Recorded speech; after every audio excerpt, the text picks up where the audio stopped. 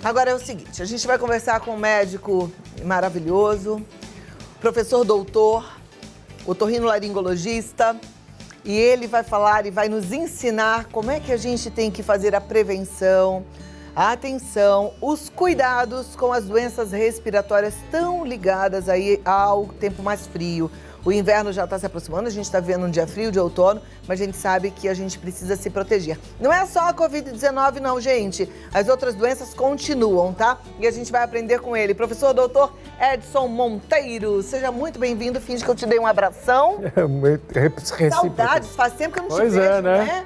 Pois é. Eu sei que você veio aqui quando estava o Padre Juarez. Foi verdade. Mas eu não... Falamos até de Vespa aqui no ar. Eu só de Vespa... o bicho ou Vespa moto? Não, moto. O padre tem uma vez para você também? Eu tenho duas. É mesmo? É.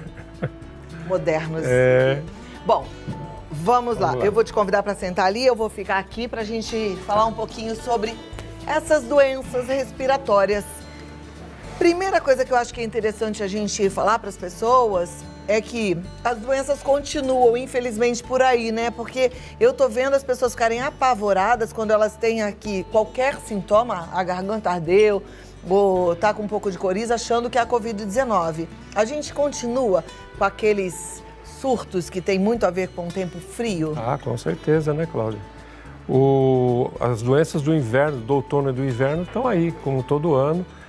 Inclusive, não pode descuidar as pessoas, principalmente da melhor idade, né? Todos, na realidade, mas principalmente a faixa etária que é preconizada, de tomar a vacina da gripe, né? Do hemófilos, não pode deixar de descuidar disso, porque, na verdade, no Brasil, morre-se mais pela gripe do que pelo próprio Covid-19. Né? Olha, isso é bom da gente prestar atenção. Aliás, até para baixar um pouco essa ansiedade, esse medo absurdo, quer dizer, tem que ter medo, tem que ter respeito, tem que fazer a prevenção, mas é bom a gente saber disso. Você falou em ansiedade, hoje nós, desde ontem à noite, às 11h30 da noite, eu recebi uma ligação porque o irmão de uma pessoa que é meu conhecido, que tem 60 anos, ele saiu de casa. Ele estava trabalhando em casa, no home office e tal, e saiu 4 dias, ficou fora de casa. 4 dias. Deixou o celular, chave de casa, documentos, simplesmente abriu a porta de casa e saiu. Aí todo mundo correndo atrás, a gente tem uns grupos conhecidos, amigos e tal, e colocamos até a polícia civil para correr atrás, para ver onde que estava, a delegacia e tal. Depois ele apareceu hoje pela manhã. O que aconteceu? Aí, pois é, então, aí depois, como é que você voltou? Porque eu não sabe o que aconteceu. Depois ele lembrou que ele morava na Vila Maria, aí ele lembrou do nome Vila Maria porque ele não sabia nem falar mais. E no final ele veio para casa e foi indo, acabou chegando, enfim. Então, o que é o alerta? Agora, claro, ele vai fazer... ele surtou. Ele vai fazer agora o teste de Covid, né? Porque não sabe onde ele esteve durante esses 4 dias, se alimentou ou não. E se ele está com um problema neurológico, ver se tem, enfim, um tumor ou qualquer coisa, um aneurisma aí que está se dilatando, seja o que for, tem que fazer uma avaliação neurológica. Mas muito provavelmente, tomara que não, né? Se Deus quiser, não há de ser, não deve ser nada disso.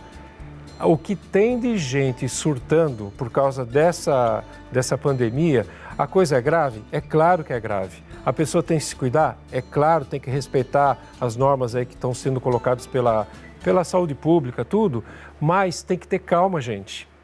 Tem que parar de surtar, porque isso, a doença mental, psicológica, melhor dizendo, é muito pior do que qualquer outra coisa, porque a pessoa acaba ficando deprimida, para de se alimentar, começa a gerar outras doenças, porque nós sabemos, né, que doenças psicossomáticas começam na mente, depois vira orgânica, né? Então começa a infartar, começa a ter distúrbios psiquiátricos aí que precisa ser internado. Vamos com calma. Eu contei aqui semana passada, isso aconteceu com uma pessoa conhecida da minha irmã que é médica, ela me falou, você não sabe o que aconteceu agora. A mulher, o marido estava internado, a mulher ligou para o irmão dele para falar, olha, seu marido foi internado por Covid, ele passou mal e morreu de infarto. Olha. Quer dizer, porque recebeu a notícia, né? E, na verdade, a gente precisa realmente baixar essa ansiedade, respirar, até porque você assistiu o finalzinho da nossa entrevista aqui com o Dr. Charles Schmidt, a gente não tem aí uma previsão de vacina para amanhã, para daqui a 2 meses, né? A gente sabe que vai viver com essa espera por um tempo maior, então a gente precisa realmente se acalmar, não tem outro jeito. Se acalmar, e agora, tem que lembrar que não é porque está com uma garganta irritada. Outra coisa que eu me lembrei agora, as pessoas estão tendo falta de ar.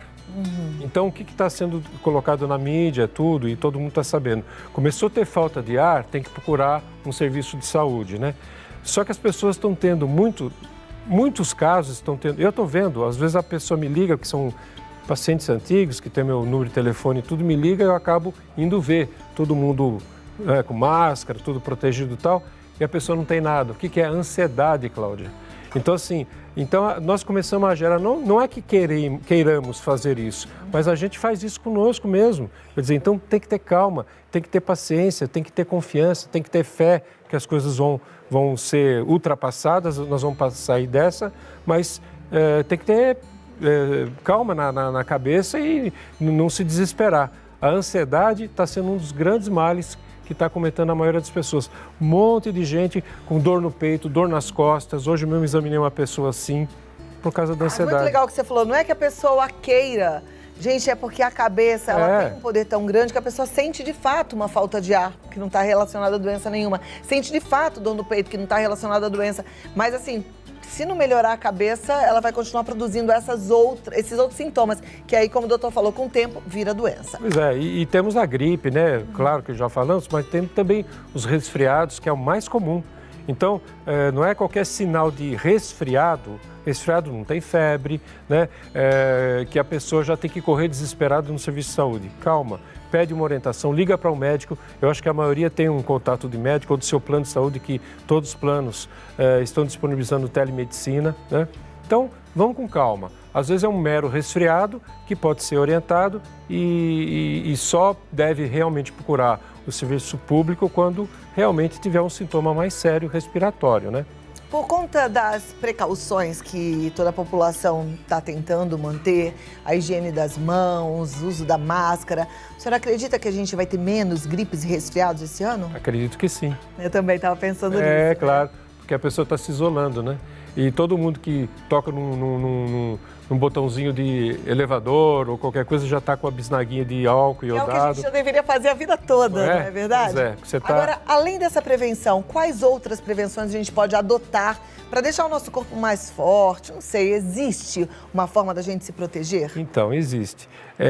A pessoa, primeiro, tem que se hidratar legal, né? Evitar açúcar, porque o açúcar cai a imunidade, derruba a imunidade. Então, doce, essa época aí a pessoa está um pouco deprimida, até ansiosa, começa a exagerar no doce, né, para ter a recompensa da dopamina, serotonina, né? Então, cuidado, porque isso derruba a imunidade. Você pode ver as pessoas que, de repente, até exageram muito no chocolate, em doce e tudo, no dia seguinte ela tem uma quebradeira no corpo, ela se sente mal. Porque, realmente, o açúcar... existe um trabalho feito em Portugal que mostra mais risco de câncer pelo consumo exagerado de açúcar do que pelo tabaco. Olha isso. Não estou falando, não é apologia ao tabaco não, tá? Mas vejam como o açúcar refinado, o doce, a massa, tudo, é tão ruim o consumo exagerado quanto o tabagismo. Consumo exagerado, né? Porque quando você fala assim, eu até fico com uma culpa, porque volta e meia a gente mostra uma receita de um doce, de um bolo. É bom. Mas de vez em quando pode, Faz bem para a nossa serotonina. Mas tudo que é exagerado e o açúcar tem que ser realmente comedido, né? E isolamento nessa hora, né? Evitar aglomeração, né? Evitar transporte público sem estar preparado com máscara, com o álcool gel disponível. E quem puder se isolar, quem puder fazer o trabalho em casa, e principalmente as pessoas da minha faixa etária, acima de 60 anos, que que pode ficar em casa. Não é o meu caso, eu não posso, né? Eu sou responsável por um serviço grande, no Hospital Santa Marcelina, lá em Itaquera, então não tem como. Os médicos estão tendo que se expor, mas quem pode tem que se isolar, tem que evitar. Os médicos estão se expondo, mas tentando manter também a segurança possível, sim, né? É a exposição mais controlada, né, Cláudia? Nós estamos até operando pacientes com Covid, só que nós estamos totalmente paramentados, seguros. O problema é a pessoa sair para o meio ambiente, sair para a rua sem proteção nenhuma, né? E é difícil, viu? É difícil porque você muitas vezes pega no dinheiro, você vai numa padaria, pega no dinheiro e o dinheiro também. Quer dizer, uma moeda, um papel moeda, tudo isso, como é que você vai? Você vai lavar aquele dinheiro? Eu recebi pelo WhatsApp um vídeo bem interessante de uma pessoa no supermercado, né? Pega numa fruta, aí de repente botou no saquinho, aí sem querer a máscara caiu, aí arruma a máscara, quer dizer, ali já contaminou. Enfim, a gente, por mais que faça, a gente corre Não é risco, 100%. né? Não é 100%. Por isso também que a gente precisa entender um pouco dessa doença, entender os índices, como você bem disse no começo, né? A gente não pode nem deve ficar apavorado. A gente tem que ter respeito, mas sem... Eu tenho feito assim, orientação, ingerir fruta, limão é muito importante, né? O limão, porque ele alcaliniza, o pessoal pensa que limão é ácido, né? Ele alcaliniza o nosso organismo, tome limonada bastante e eu prescrevo algumas coisas para aumentar a imunidade, tipo modulina, tem remédios comerciais, eu não vou dizer o nome comercial aqui, mas pode sim, equinácea, um fitoterápico. Equinácea fitoterápico é bom para a imunidade. Imunidade, né? Selênio. Então, o seu médico, o pediatra, o clínico e tal, ele pode orientar nesse sentido. Não é nenhum fim do mundo, é coisa fácil, qualquer farmácia de manipulação tem. E até as farmácias normais, as drogarias, tem timomodulina. Tem 2 marcas no mercado. Entra no nosso bate-papo, manda sua pergunta pelo WhatsApp, tá certo, doutor? E você falou o que eu sugeriria para a imunidade. Vitamina D é importante para a imunidade, né? Porque o jovem, ele sintetiza vitamina D, né? Mas se tomar sol, né, Cláudia? Se tomar sol, e as pessoas estão pouco tomando sol nesse período, porque mesmo quem mora em apartamento está sendo vedado descer lá na área comum, né? E tomar sol através do vidro não sintetiza vitamina D. Ai, sabe que eu falei esses dias isso para os meus pais, vou falar para você que está em casa também. Tem muita gente que tem até uma varandinha, uma sacada e que está fechada com vidro, né? Não adianta, tem que abrir todo o vidro para tomar sol. Não pense que esse sol que você toma ali com o vidro blindando ajuda, não. Só passa o infravermelho, o ultravioleta não vem. Outra coisa que eu aprendi esses dias que eu não sabia, que um médico que me explicou, é que a gente não deve tomar banho com sabonete logo depois da exposição do sol, que tem que esperar um pouquinho. Eu estou aprendendo agora. Por quê? Eu achei muito legal, porque falou que a vitamina D ela é lipossolúvel. Bom, o sabonete ele é ácido, ele tira a proteção da pele. Então falou, não. Você fica exposto à radiação. Umas 2 horinhas. Tem lógica. Olha lá, eu achei legal. A gente vai aprendendo, né? Eu falo que a gente só para de aprender quando para de viver. E também não tomar vários banhos por dia, né? Não, lá em casa é só uma vez por semana. Isso mesmo. Mentira, gente. Vamos lá. Primeira pergunta. Oi, Cláudia, eu tenho rinite alérgica. Toda vez que uso máscara, meu nariz e meus olhos coçam muito. O que posso fazer? Liane Gouveia, do Rio de Janeiro. Obrigada pela pergunta, Liane. Pois é. Então, você precisa ver que máscara que você está usando, né? Às vezes a máscara, ela está soltando partículas que você está respirando e está irritando. Né? Não é que você seja alérgica à máscara, mas às vezes a máscara está deteriorando, você está reaproveitando a máscara muitas vezes. E a máscara de pano também não tem eficácia nenhuma, viu? É mesmo? Máscara de pano não tem eficácia. Fala isso, e todo mundo está usando máscara de pano, comprando máscara de pano. Só se você fizer a máscara de pano e colocar uma terceira fase dentro dela, terceira camada dentro dela que seja impermeável. Senão, não. Senão... está cheio de teste aí, podem consultar na internet. Gente, vocês ouviram essa? Máscara de pano não resolve. Tem que ser as máscaras cirúrgicas, mais ou menos, e essa máscara que é a 49, né? Que é a melhor. Atenção, então. Agora a máscara, se você está tendo algum problema com a máscara, tem que ver se você precisa trocar a máscara. Se não está tendo algum produto químico na máscara, um cheiro, né? Então, o que eu aconselho é assim, existe um produto, posso falar? Pode. Só tem um no mercado, infelizmente. Pode falar. Existe um produto que é o Maxidrate, infelizmente só tem ele, né? só tem ele no mercado, que é um gel, né? Então Então você joga esse gel no nariz, tem a forma correta de ser aplicado, né? Então você coloca, encaixa no nariz, aperta, depois você puxa para dentro, porque ele vai criar um filme, né? Existe um outro produto, não tem mais no mercado, mas esse gel, pelo menos, ele não tem remédio dentro dele, a não ser o veículo, que é um gel, e o cloreto de sódio, que é... O soro fisiológico. É o rinossoro, é o soro fisiológico. Isso te ajuda, tá? Porque um dos problemas de você tá irritando mais o nariz na rinite é o ressecamento da mucosa. Então, a mucosa ressecada, e nós estamos num período de ressecamento. Hoje no meu consultório, que eu dei uma passada lá para ver um caso, estava 40% a umidade do ar, que é outono e inverno assim mesmo, né? Então, põe um umidificador de ar no seu quarto, aí a pessoa vai falar assim, mas o umidificador já ouvi dizer que aumenta fungo. Gente, não tem nada a ver uma coisa com outra, certo? Então, assim, o umidificador, ele é importante, mas você tem que colocar no potenciômetro, lá no reguladorzinho dele, bem no comecinho. E a umidade de ar, se você puder entrar na internet, compra um higrômetro. Não custa caro, quer dizer, depende de cada um, mas na faixa de 40 a 50 reais, um higrômetro. O que é higrômetro? Não é o hidrômetro da Sabesp, é o higrômetro. Então, é um aparelho que ele dá a temperatura em graus Celsius e dá a umidade do ar, sabe? Então, você põe uma bateria, ela dura 1 ano, você põe na parede e aí você não vai no chutômetro. Você sempre vai estar vendo lá. Se a umidade do ar do quarto estiver abaixo de 60%, você deve ligar o seu umidificador, certo? Geralmente está abaixo. No inverno, então, é certeza. Então, agora essa questão. Mas e o fungo? Fungo é o que vem de teto que está com infiltração de telhado ou de chão da parede que está com problema no piso ou infiltração da parede ou uma parede que seja arrimo de terra, alguma coisa atrás. Isso tem que ser tratado, né? O arzinho que você põe no umidificador não vai criar fungo coisíssima nenhuma, certo? Você tem que saturar o ambiente para você ter melhor qualidade respiratória e proteção da via aérea. Aliás, nessa fase que nós estamos com vírus aí, o vírus mais se prolifera, não é só por causa da aglomeração das pessoas, né? Que também é uma causa, mas por causa do clima seco. O vírus fica mais no ar. E a gente fica mais suscetível com a mucosa porque ela faz micro rachaduras na mucosa nasal, na mucosa respiratória, né? Com ressecamento. Então tem que ingerir líquido, quem pode tomar líquido, né? Que quem é cardiopata, quem é renal, que tem problema renal, tem que ver com o seu médico. Mas quem não tem esse tipo de problema, deve ingerir líquido, pelo menos adulto 2 litros por dia, criança 1 litro por dia, e tem que fazer essa modificação no quarto e usar esse gelzinho aí. Perfeito, tá vendo? Agora a gente não vai mais reclamar uma vez que chover. Vamos pedir a Deus chuva, muita chuva. Vamos lá, doutor, quais chás aumentam a imunidade? Eu tomo sempre para prevenção gengibre, alho, canela e limão. São meus preferidos. Estou agindo corretamente? É a Luciene de Jundiaí.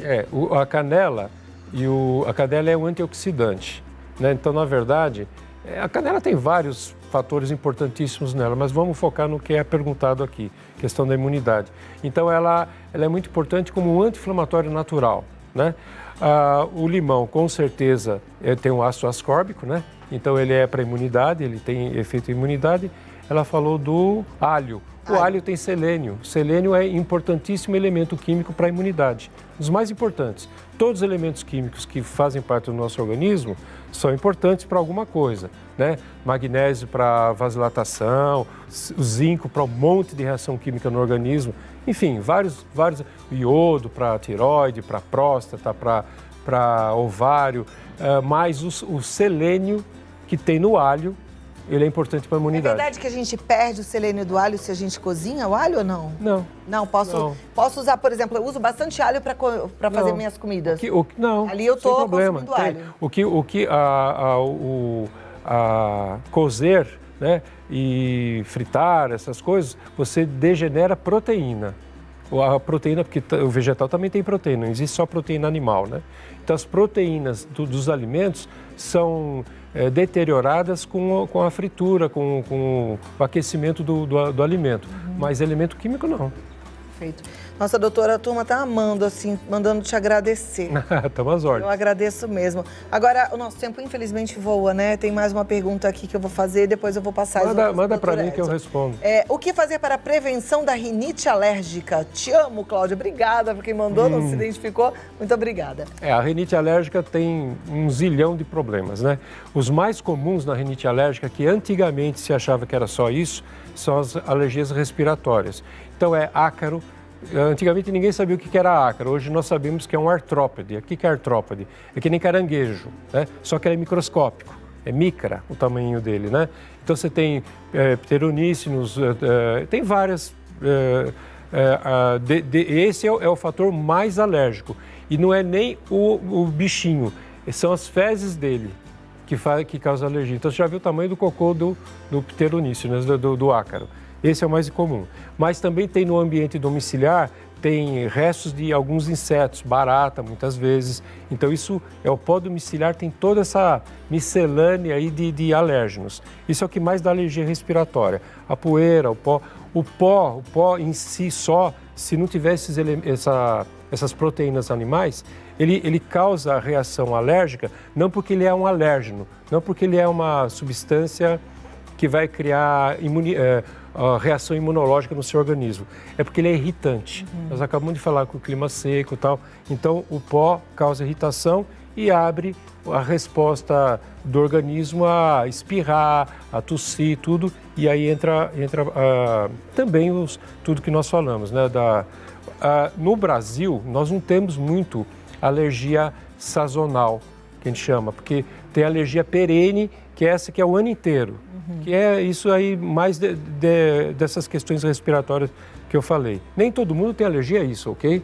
É uns 30%, 40% da população que tem essa alergia em graus variados, que eu falei agora dos ácaros e tudo. Já vou falar da prevenção. Mas também em alguns países temperados, que é lá no hemisfério norte do planeta, lá tem alergia a pólen. Aqui é muito pouco, mas tem alguns casos. E é na primavera que acontece isso, tá? E aí vem a tal de febre por causa de alergia, tal da chamada febre do feno. Só que essa questão, hoje nós sabemos que também tem alimentos que causam alergia respiratória. Antigamente achava-se que alimento só dava diarreia ou dava problemas cutâneos, né? Erupção ou falta de ar, mas se dava falta de ar, começou a alertar. Então, alguns alimentos, porque alimento em última análise é química. Então, em alguns alimentos, você precisa detectar muitas vezes se você tem alergia a algum tipo de alimento. E alergia a alimento tem que isolar o alimento, não tem tratamento para isso. Qual é a prevenção? Agora, encerrando a pergunta. A prevenção é assim, quem é alérgico é genético, isso não tem jeito. Então, você tem que, não é viver numa redoma, né? Viver isolado, mas você tem que, principalmente, acredito no que eu vou dizer para vocês, tem que forrar a cama com capa anti-ácaro. É uma capa que vende em casas de cama, mesa e banho ou casas especializadas em alergia, que ela é tecido por fora e tem um plástico por dentro, um PVA, um polímero por dentro. Isso é importante. Aí você forra o seu colchão com essa capa e põe a roupa de cama normalmente. Também o travesseiro. Não adianta só... Por que isso? Por que forrar a cama, o colchão e o travesseiro? Porque... nós descamamos. Como é que é o nome desses bichinhos aí? Chama-se dermatofagoides, esses ácaros. Eles comem descamação de pele. Então, por mais higienização que você faça na sua cama, é difícil você não descamar e não deixar alimento para o ácaro. E ácaro está em tudo quanto é lugar, né? Então, você precisa fazer isso para você poder limpar a sua cama, passar um álcool nela e tal, e botar roupa de cama. Aí as empresas orientam qual é a periodicidade que você tem que tirar isso para lavar, limpar e tal. É diferente da roupa de cama. Travesseiro é a mesma coisa, mais uma coisa, umidificador, que eu acabei de falar, e usar coberta adequada, não usar cobertor, não usar manta de microfibra. Eu comprei um cobertor antialérgico. Não existe isso, certo? Não existe, porque lá no meio do tecido vai ter o ácaro. Então você tem que usar edredom. O japonês, chinês gosta muito de futon, só que é caro, mas é bom. Aí você também consegue higienizar. Basicamente é isso, né? Perfeito. É bom conversar com um médico dedicado assim, não é? Dá vontade de bater papo com ele a tarde inteira. Muito obrigada. Boas ordens. Me salvou e foi tão proveitosa a nossa conversa. Eu queria te pedir para deixar o telefone do consultório, quer dizer, não sei se quer deixar, mas para a gente seria interessante, que eu sei que você é um excelente médico, nessa hora a gente precisa mesmo... E as pessoas têm ligado, viu? Por causa do programa seu, viu? Ó, que bom! Vão lá no YouTube, tá lá o Dr. Edson e vão lá procurar a gente. É 2950-2339, São Paulo, né? 2950-2339, tá aí. E tem o edsonmonteiro.com.br, que é o site, e você também o encontra nas redes sociais. É isso aí. Instagram, Estamos em tudo. Facebook. É isso aí. Obrigada, doutor. Foi Obrigado, muito Clara. bom revê-lo. Muito obrigada. Prazer em vê-lo Te abençoe, vocês, se viu? cuida, viu? E até a Obrigado. próxima. Até.